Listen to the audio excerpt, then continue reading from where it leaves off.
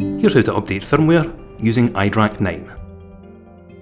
Visit dell.com/support and download the update files to your local machine. Log in to iDRAC.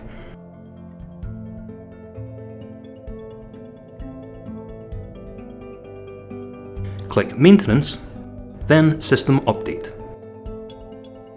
Click Browse, select the update file, then click Upload. Repeat if more than one update is required.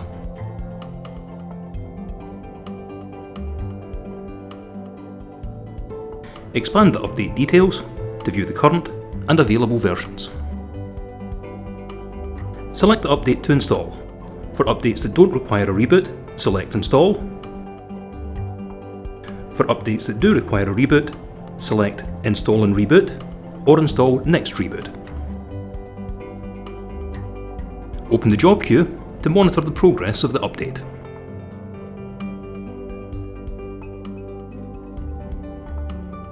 Thanks for watching.